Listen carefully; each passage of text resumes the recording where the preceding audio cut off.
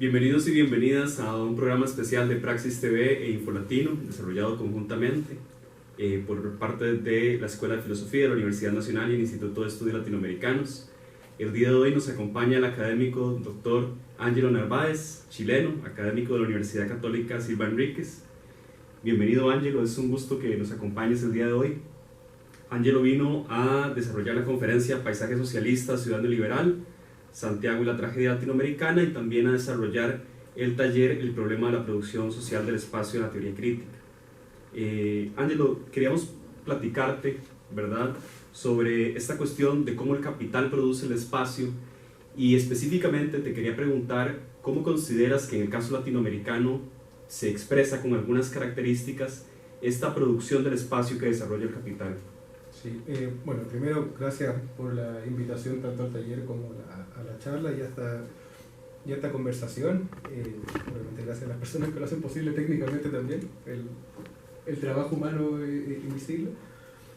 Pero entrando al tema, para no divariar, hay tradicionalmente, como por ejemplo en la historiografía marxista clásica, digo, mitad del siglo XX, ¿no? Suele haber o solía haber una imagen del capital produciendo espacio como una suerte de recorrido o trayectoria que dejaba una huella, donde usualmente se puso el énfasis en las redes ferroviarias, ¿no?, para sacar como la producción de materias primas hacia los puertos tradicionalmente construidos y elaborados y controlados por las mismas empresas privadas, ¿no?, que a la larga eran como una suerte de microimperio dentro de los estados que controlaban ciertas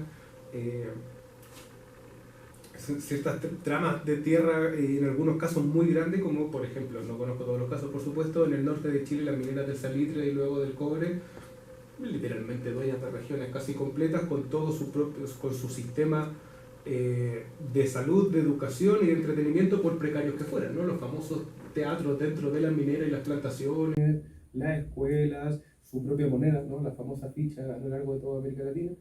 Y esa es la imagen clásica, especialmente porque ese era el comportamiento más tradicional del capital en ese momento, ¿no?, de ese capital industrial, pero intensivo, estratégico, pero también muy focalizado, produciendo una suerte de textura material acorde a sus necesidades de producción, consumo, distribución y acumulación en el sentido marxista más clásico de la palabra, ¿no? Eso con variables. Yo tuve esta conversación, perdón si cometo algún error, pero tuve esta conversación con Rodrigo Quesada hace varios años y llegábamos como una suerte de acuerdo que el caso del tren en Costa Rica y Chile era relativamente análogo, digamos, con todas las diferencias posibles. Sucedía de una manera muy similar en el siglo XIX y principio del siglo XX, mano de obra más que podríamos decir esclavizada, migrante, etc. Y todo eso sí puede tener ese sentido hasta los años 70, más o menos, que el foco más concreto de lo que hemos estado discutiendo esta semana. ¿Y por qué en los 70? Porque en los 70 se produce lo que desde diferentes trayectorias, digamos, le podemos decir contragolpe neoliberal o transformación neoliberal del capitalismo, ¿cierto? Y ese neoliberalismo, en vez de dejar una huella acorde a sus necesidades a priori, es decir, proyectar el tren para que luego pase por ahí la producción y la circulación, no es que digamos que funcione de manera inversa, sino que funciona de manera dispersa, o más bien simultánea. Ya no se produce un único lugar específico donde podamos asignar aquí hay capital y aquí no hay capital, que se traduce en otros debates como aquí hay modernidad y aquí no hay modernidad, ¿no? Organizaciones sociales premodernas, que fue tan importante para el marxismo latinoamericano, sino que parece ser que el capital desde los 70 en adelante, de manera cada vez más intensiva y extensiva, produce una simultaneidad de espacios que a nivel general le decimos espacio globalizado, capitalista, neoliberal, en el cual pasa a ser relativamente indiferente si acaso estamos en un espacio típicamente rural, en un espacio típicamente urbano, porque ya es cada vez más indistinguible, indiferenciable el nivel de autonomía relativa que puedan tener dentro de esa macrocirculación global de capitales. Para no hablarme, solo un ejemplo muy específico, más chileno que de Costa Rica. Tradicionalmente, ¿qué es lo que hacía un campesino cualquiera con un pequeño predio que podía cultivar? Tenía choclo, trigo, ¿no?, verduras, frutas, diferentes cosas de subsistencia y comercialización, y con la maximización del comercio internacional globalizado asignado por el capital, ¿qué es lo que produce ese microproductor? frutilla, se dice acá también, no fresa, porque el mercado chino lo exige. Pero al año siguiente el mercado chino ya, y no esto no una culpa a los chinos específicamente, digamos, pero son los principales consumidores del mercado externo chileno hoy en día, si ya no es frutilla, es manzana, o lo que sea, ¿no? Hortaliza, y año por año el agricultor tiene que hacer esa inversión para mantenerse al ritmo del mercado, que en el fondo ya pierde su sistema relativamente autónomo de producción y consumo y queda asignado por la comercialización intensiva, digamos, de esa producción. Y ese espacio desdibuja completamente la lógica tradicional de la extracción, el ferrocarril, el puerto, y hoy día, digamos, funciona con un sinfín de intermediarios de consumo, distribución y acumulación, que ya impide pensar una suerte de parcelamiento tan específico y concreto del espacio, donde además esa microproducción se mezcla con una previo de agrado de alguien que vive en la ciudad metropolitana, ¿no? Y que no tiene nada que ver con el mundo agrario, pero tiene su lugar de agrado y descanso precisamente en medio o entre medio de esa producción agraria tercerizada. Creo que esa es una diferencia muy importante entre el capitalismo clásico y lo que nos parece, digamos, como tipo de investigación que sucede hoy en el mundo más contemporáneo. Claro. Ángelo, en esta lógica de la producción del capital en cuanto al espacio, la producción del espacio en el capital, no puedo evitar pensar en el derecho a la vivienda, ¿verdad? Gastón Bachelard, en La poética del espacio, platica sobre que la vivienda o este espacio se convierte en el lugar del ensueño para las personas, ¿verdad? La rememoración, un poco lo que hablábamos también de esa memoria elástica y esa espacialidad elástica. Pero te quería preguntar específicamente, ¿cuáles podrían ser las repercusiones, ¿verdad?, de el derecho a la vivienda digna en una lógica del espacio que está absoluta y completamente significada por precisamente la lógica del espacio del capital o la lógica plenamente y llanamente del capital? Considerando, por ejemplo, que en un país como Costa Rica cada vez son más personas las que tienen que alquilar, no tienen una vivienda propia, y fenómenos internacionales impresionantes, ¿verdad?, como las nuevas plataformas como Airbnb y los nuevos consorcios inmobiliarios gigantescos que estamos presenciando en esta contemporaneidad.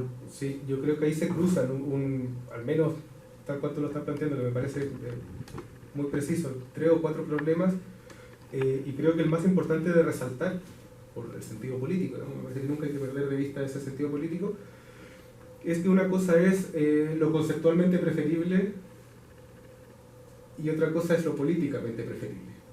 Un poco lo que venimos conversando todos estos días es cómo hoy día nos cuesta cada vez más pensar políticas habitacionales y políticas de vivienda que corten los flujos de reproducción del capital, ¿no? Y la vivienda privada, empresas, etc. Pero es una discusión que podemos permitirnos con cierta flexibilidad conceptualmente. En términos prácticos, lo que sí necesitamos es una resolución urgente del problema de la vivienda.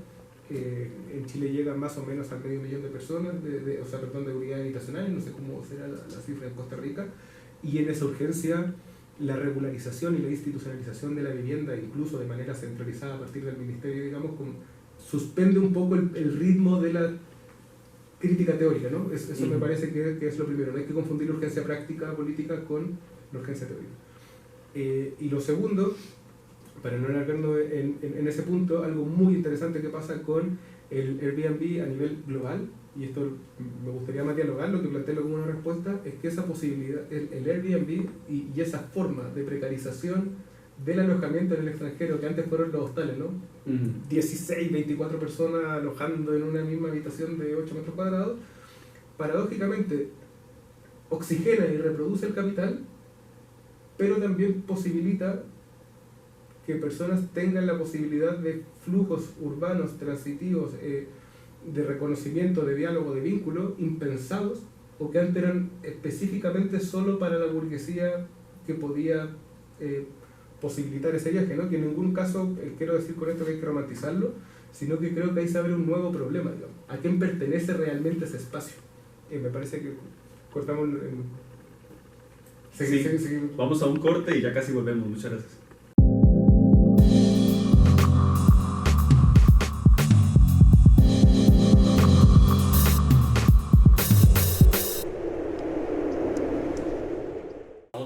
En este programa especial de Praxis TV e Infolatino, entrevistando al doctor Ángelo Narváez. Ángelo, nos platicabas sobre un poco cuáles son las perspectivas del derecho a la vivienda, ¿verdad? Con todos estos nuevos fenómenos económicos y culturales del capital, ¿verdad? A partir de diferentes lógicas, pero una de ellas también específicamente las plataformas y las aplicaciones y los negocios como Airbnb. Sí. Y para continuar en esta línea, lo que nos estás comentando, no puedo dejar de pensar del nexo tan profundo que existe también en una lógica del capital en términos culturales, ¿no? Eso, para allá va.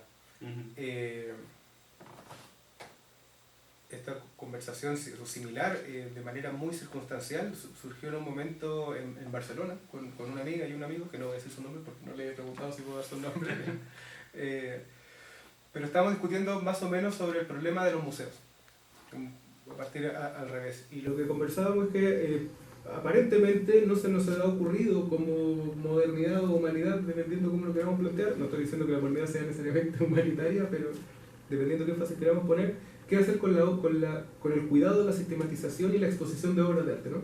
Habiendo tanta crítica a la museología contemporánea, ya desde el siglo XVIII en adelante, y sobre todo desde el siglo XX, de colonización del museo, recuperación de obras, todo lo que eso implica. Ahora, ¿por qué parto por ese punto? Porque obviamente las grandes ciudades como Barcelona, Madrid, Berlín, Viena, etc., lo que venden son dos cosas. Uno, el acceso a la concentración de lo que hoy se entiende por cultura, al menos de manera hegemónica, y también una suerte de estetización de la propia ciudad, ¿no? La ciudad como monumentalidad, donde el caso probablemente más paradigmático es París, donde el turismo precario le posibilita a la gente disfrutar de una ciudad de la cual no participa. Digamos, es como la famosa foto abajo de la Torre Eiffel comiendo un baguette con mortadela, ¿no? Pero dichoso, por estar ahí, por estar en ese lugar. Y lo mismo pasa en Venecia, por ejemplo, que es como el goce solo por transitar por la ciudad. Y uno puede tomar una posición muy crítica de eso, pero que en algún punto pasa a ser también una posición un poco cínica.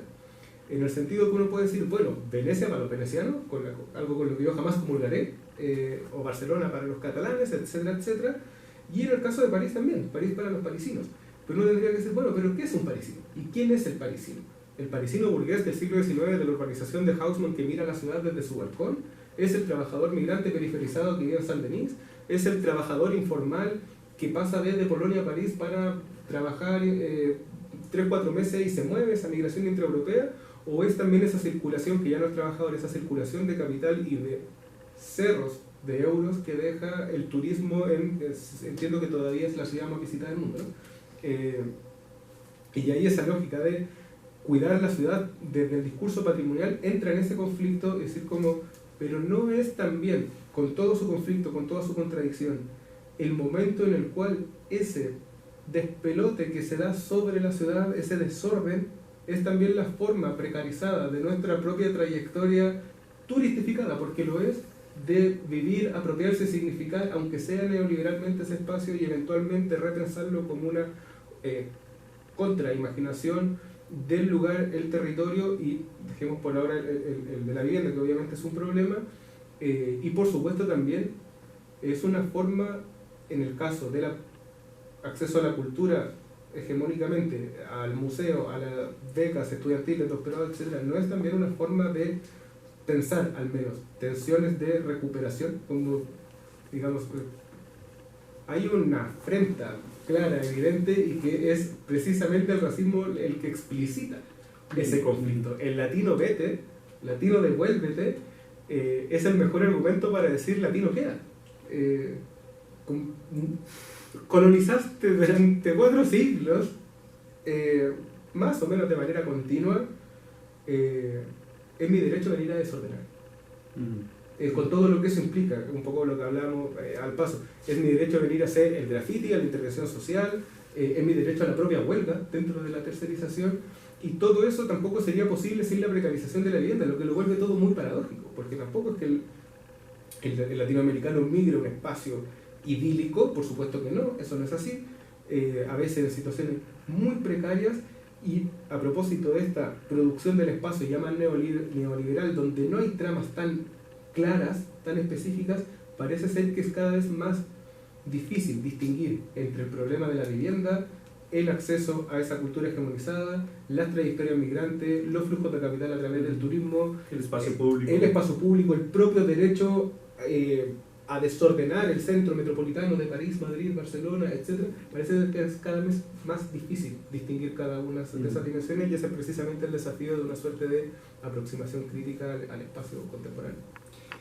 Ángelo, esto que nos estás mencionando me da pie para hacerte la pregunta que te quería hacer precisamente.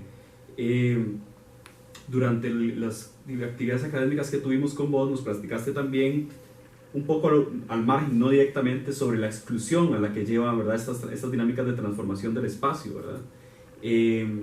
Sé que específicamente posiblemente no te has especializado en esta cuestión de cuáles pueden ser las experiencias desde lo estético de todo esto, pero evidentemente las dinámicas de exclusión, con todo lo que hemos hablado durante estos días, me ha mostrado que pasan también por un eje, ¿verdad?, estético, donde pareciera que la apropiación de una clase económica pujante se apropia de lo que en términos de ciudad podría denominarse lo bello, ¿verdad? Y todos estos espacios de marginalización a lo largo de América Latina, ¿verdad?, donde se congregan grandes grupos poblacionales en condición económica vulnerable, encarnarían lo que entonces en esa experiencia estética de la ciudad y del espacio sería, entre comillas, lo feo, ¿verdad? Y pareciera que esa es una de los sesgos, ¿verdad?, de la violencia que expresa la expansión del capital en el espacio. Sí, habría que pensar ahí se me ocurren dos ejemplos más o menos clásicos, y uno que se nos hace una suerte de trayectoria. Me parece que la literatura es lo que a lo mejor lo expresa por una cuestión de técnica, ¿no?, de técnica material, desde fin del siglo XIX, que es el odio a la presencia del otro en el espacio público burgués. Especialmente desde 1870 en adelante, que a nivel latinoamericano de manera muy transversal, siguiendo el modelo parisino, comienzan estos procesos más o menos estructurales en los centros de las capitales para urbanizar estéticamente en una suerte de, lo que hablábamos el martes, como de Belle Époque, ¿no?, como de bella época sudaca, con su propia escala y sus propias dimensiones, y cada uno con sus singularidades, en algunos espacios muy asociados como a la extracción bananera y en otros a la extracción minera, con su propia estética, pero eso es muy claro, ¿no?, como esa forma de estetización y de expulsión del otro, de expulsión, de odio, de rechazo a la presencia simbólica y material del otro, que uno la puede ver tanto en literatura como en la pintura. En la historia de la pintura muy clara, sobre todo en el cono sur, aquí desconozco completamente el caso de Costa Rica, donde uno ve las imágenes, las pinturas de 1805, 1810 hasta 1820, donde ya hay un movimiento obrero y una concentración demográfica de migración campo-ciudad absoluta en los centros metropolitanos, y en la representación pictórica lo que aparece es la pulcritud, ¿no?, del vestido, del sombrero, del flaneur, ¿no?, como aparece como esa lógica.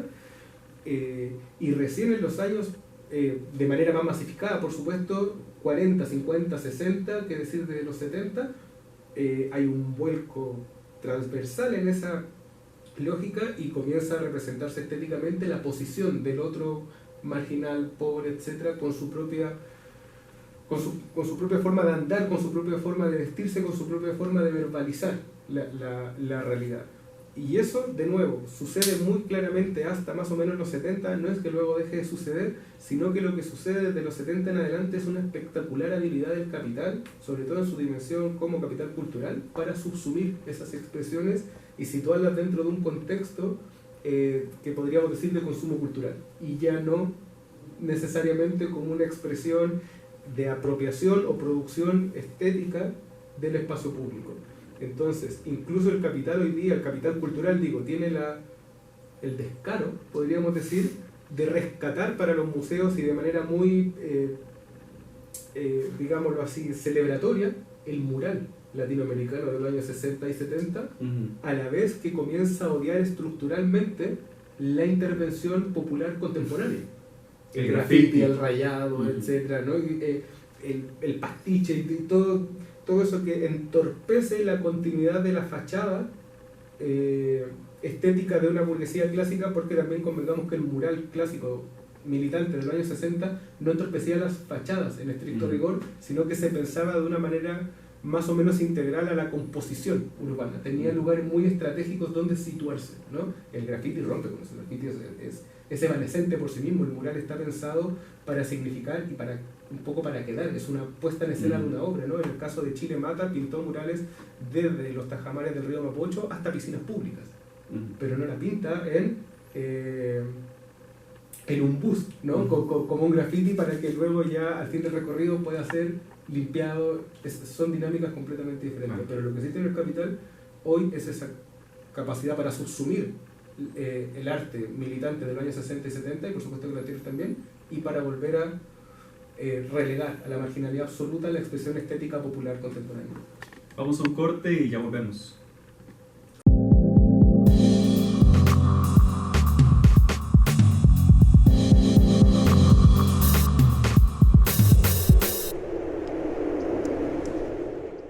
Estamos de regreso en este programa especial de Praxis TV e Infolatino, conversando aquí con el doctor Ángelo Narváez. Ángelo, una de las cosas que mencionaste en la actividad académica que tuvimos el día de hoy me llamó muchísimo la atención y te quería preguntar respecto a eso, porque hay diferentes interpretaciones desde los diferentes movimientos sociales respecto a esa temática, y es qué valor tiene o cómo se codifica ahora la protesta social en un espacio que está principalmente esquematizado, codificado, programado desde la lógica del capital.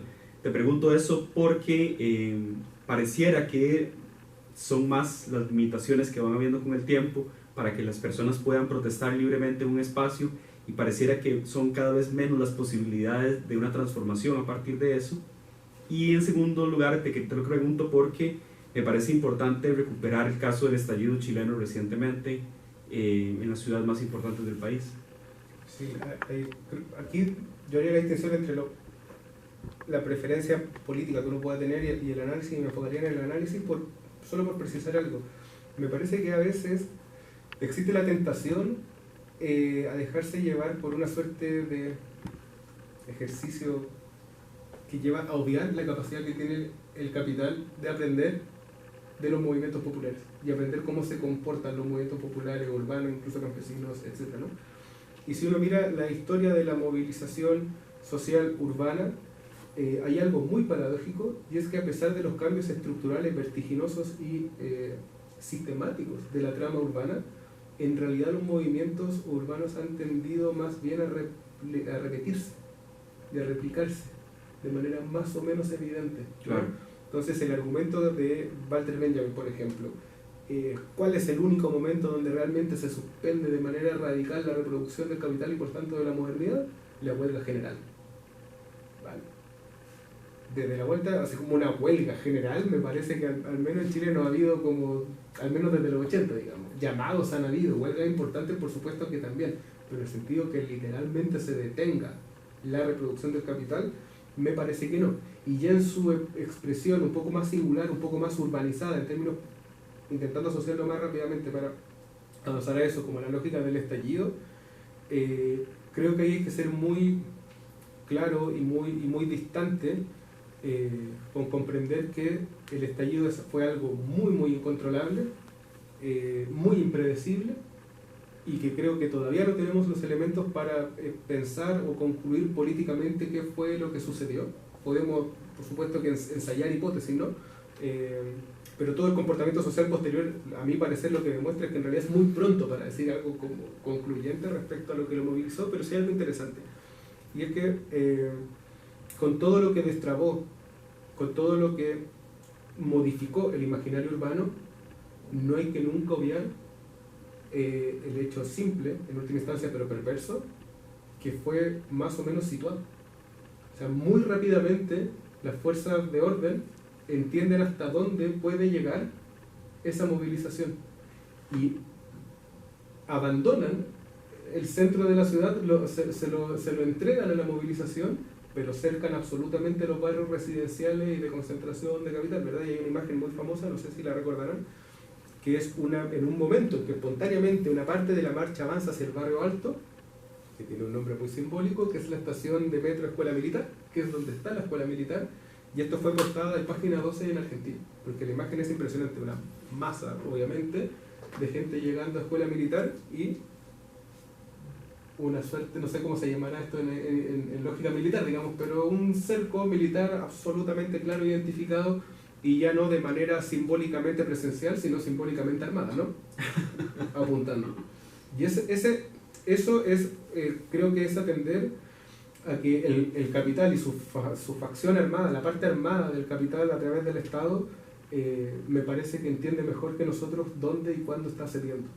Creo que hay una suerte de ingenuidad en creer que en algún momento se llegó a tensionar la Fuerza Armada con toda la violencia y pérdida ocular que eso significó. Por supuesto, no estoy relativizando eso, sino diciendo que en los años 70 eso hubiese sido una matanza, ¿no? Como ese es el aprendizaje que tiene el capital. El capital entiende la violencia del capital a través del Estado, entiende perfectamente bien que hoy le es preferible contener y eventualmente herir de manera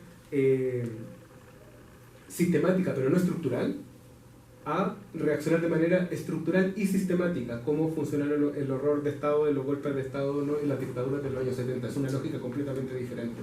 Entonces, de ahí a suponer que en términos de comportamiento urbano el estallido logró poner en tensión al Estado o la modernidad o la fuerza. Quizás el gobierno puede ser, pero de ahí a la lógica del Estado y su forma de ejecutar la violencia, me parece que hay que desacelerar un poco esa reflexión y entrar fríamente al análisis de lo que fue el comportamiento espacial del estallido. Básicamente, el Estado abandonó esas 16 cuadras a la redonda para resguardar el resto. Y esperó todo lo que tuvo que esperar. Y no ha recuperado nada de lo que abandonó ahí. Ya entrando un poco más en el plano también de lo político, ¿no? Te quería dar un chance para exponernos un poco de lo que nos platicaste el martes sobre de qué va el revanchismo en la transformación del espacio y aún más intensamente en la transformación de una memoria elástica a una memoria plástica, ¿verdad? De qué va esa propuesta de tu parte, que me parece muy valioso que la podamos recuperar, porque creo que en términos de análisis se presta para poderlo llevar a cabo en otras partes de América Latina y particularmente en Costa Rica. Sí, ahí para avanzar un poco rápido, por cosas de tiempo, el concepto de revancha viene, como comentábamos, de Mike Davis, que lo desarrolla particularmente para explicar la gentrificación en las grandes ciudades obreras de Estados Unidos, las ciudades del norte, ¿no? Del noreste, en un sentido muy práctico, y es que la gentrificación es una respuesta de los años, por supuesto que hay atisbos previos, ¿no?, pero de los años 70, de fines de los 70 en adelante, como respuesta a la manera en la cual el movimiento obrero había logrado ciertos índices de bienestar a partir de la vivienda propia y con estándares bastante preferibles a lo que podríamos pensar hoy día como vivienda obrera o vivienda social, ¿no? Entonces, barrios que tradicionalmente surgieron como pequeños o grandes logros de la clase obrera, son intervenidos de manera deliberada con ejes cartográficos bastante precisos, digamos, para cercar y situar qué es lo que se recupera con la palabra que se utiliza hoy día. En Chile, lo comentaba, se utiliza una palabra peor, que es reciclar, que es el espacio que se recupera, se recicla, se gentrifica derechamente, a través de la intervención del espacio con concentraciones muy estratégicas e intensivas de capital. Café, hoteles y todo lo que pueda implicar alrededor de la turistificación un poco del espacio. Y yo tomo ese concepto que, bueno, la gente que se dedica a la gentrificación, por supuesto, me perdonará los vacíos y lo desarrollará mucho más, pero yo tomo ese concepto para explicar la manera en la cual, o intentar explicar la manera en la cual en las dictaduras del Cono Sur, y específicamente en la chilena, la transformación de la trama urbana, no de la ciudad en abstracto, no como experiencia, sino de la trama urbana específica, de la planificación urbana, la edificación en altura interviene sobre los antiguos cordones industriales y sobre los antiguos predios simbólicos propios de la clase trabajadora para borrar no solo la huella mnémica simbólica, sino la huella material de la urbanización un poco desarrollista y un poco socialista de los años 50, 40 hasta los años 70, la hace literalmente desaparecer, lo que impide, en términos cotidianos de experiencia, tener un vínculo concreto con una estructura propia de narrativa del pasado. Claro. Por tanto, la lógica está para avanzar a eso. ¿Qué pretendo yo decir con que la memoria es elástica? es que la memoria elástica se produce cuando se borra todo esto porque signa el inicio de la memoria con el golpe de Estado, porque materialmente imposibilita el retorno sobre esa trama urbana que incluso lo que queda va careciendo de sentido por una cuestión de control cultural, ¿no? De producción cultural, y a nivel material la hace desaparecer, literalmente la hace estallar. Entonces interviene de manera elástica y de manera revanchista sobre ese espacio. A diferencia de una dimensión elástica, que es la contraparte que estaba intentando proponer, en la cual no hay un centro específico. Por supuesto que el golpe de Estado sucede al mediodía del martes 11 de septiembre del 73, pero es lo que signa el horror como acontecimiento. Hay antecedentes y consecuencias de ese horror que luego se institucionaliza precisamente a nivel de vivienda y de urbanización, por ejemplo, con el carácter revanchista sobre el cordón industrial y la vivienda popular. Y esa plasticidad creo que lo que permite es replantear o avanzar en un planteamiento de la memoria que ya no se enfoque en la denuncia del acontecimiento militar, sino en la crítica continua de la transformación permanente del fascismo en un momento posterior al milico de votar, ¿no? Que me parece que lo más perverso, solo para terminar, lo que conversamos un poco como gran logro del fascismo contemporáneo, es disociarse de la bota y el regimiento para concentrar la crítica en ese punto, en la excepcionalidad, y poder insertarse dentro de la oscilación democrática del poder en el mundo contemporáneo. Ángelo, te agradecemos muchísimo de parte del Instituto de Estudios Latinoamericanos, de parte de la Escuela de Filosofía también, que está llevando a cabo esta entrevista. Realmente puedes considerar la Universidad Nacional tu casa, ha sido un gusto enorme compartir con vos. Gracias a ustedes por el recibimiento. Gracias, les agradecemos a todas las personas que nos han acompañado. Muchas gracias. Gracias.